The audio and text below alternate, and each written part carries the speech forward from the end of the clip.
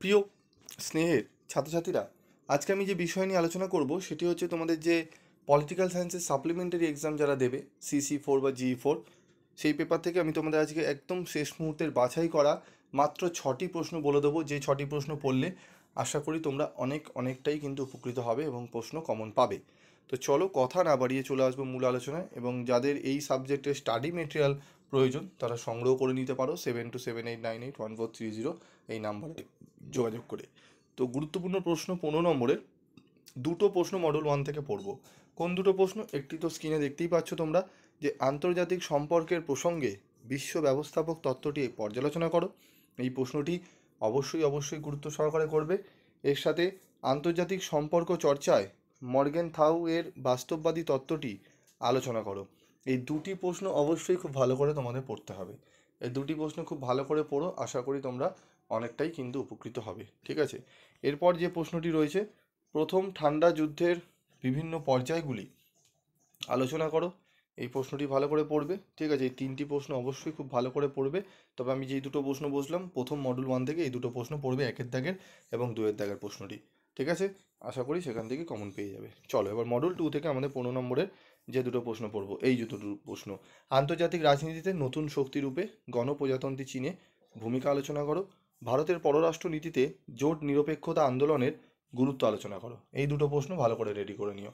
15 নম্বরে মাত্র 4টি প্রশ্ন বললাম, এই 4টি প্রশ্ন পড়ো।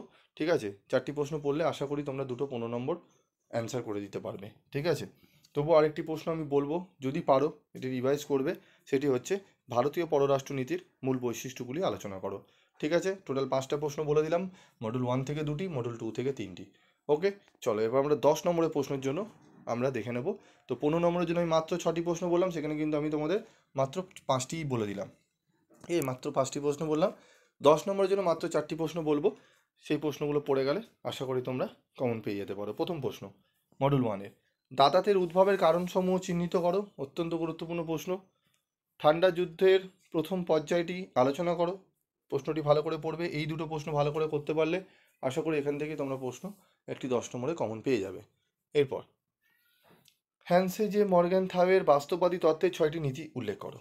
এই 3টি প্রশ্ন পড়ে যাও, 10 নম্বরে মডেল 1 থেকে কমন পেয়ে যাবে। ঠিক আছে, এবং আরেকটি এক্সট্রা প্রশ্ন রয়েছে, যারা পড়েছো তারা জাস্ট রিভাইজ করে নেবে, যারা নতুন দেখছো বা পড়োনি তারা ওপরে দুটো প্রশ্ন অবশ্যই পড়বে। যদি পারো 3-এর দাগের প্রশ্নটি পড়ে যাও।